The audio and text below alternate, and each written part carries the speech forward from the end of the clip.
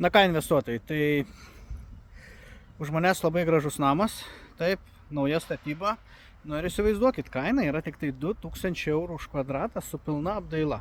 Netgi dabar 3 kambarių butą turim 72 kvadratų, bet čia išskirtinis variantas, jisai čia vienintelis ir yra, jau su baldai, su viskuo. Tai turbūt buvo paruošę tam, kad vedžiotų žmonės, rodytų šitą butą, būtų pardavimams. Ir jisai liko dabar vienas už 72 000 eurų.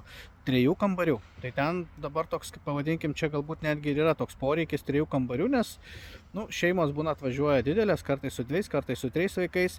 Tai studija ir 2 kambarių butą ne visada jie telpa. Tai va, pasiskaičiuokit, pasidėliokit.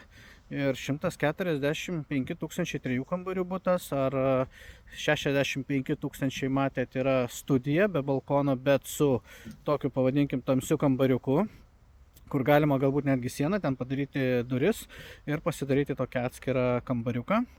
Arba yra dar viena studija už 70 000. Tai va, tai pasiskaičiuokit, nes dabar, sakykime, nuo sausio 1 jau bus euras.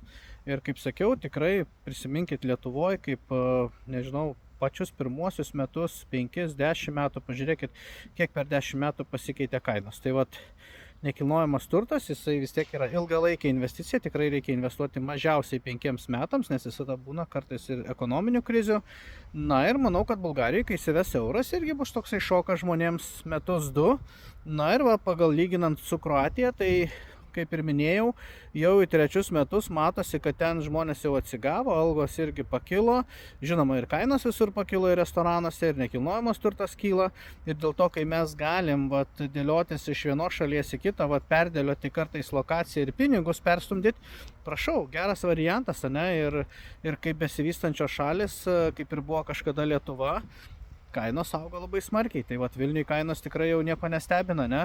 Labai panašios yra kaip Dubajui ar Tenerifei. Tai tikiuosi, priimsit teisingus sprendimus ir jeigu reikės daugiau pagalbos, paskaičiuoti ar padėti kreditą gauti, ar ten norit savo seną butą parduoti, prašau, visada kreipkitės. Pradžiai, žinoma, atlikim teisingai visus namų darbus, pasiskaičiuokim, pasidėliokim, verta ar neverta įsigyti tokį nekilnojamą turtą Bulgarijoje. Kas galvojat, kad tai yra labai toli? Aš čia vieną kartą skaičiavau su žmonėm, tai iš Vilniaus nuvažiuoti Palangą reikia ten panašiai 3,5 valandos. Tai panašiai, jeigu skristumėt su lėktuvu, čia reikia nuo Kauno ir Vilniaus skristi 2 valandas 20 minučių. Viskas, ir yra tiesioginiai lėktuvai sezono metu.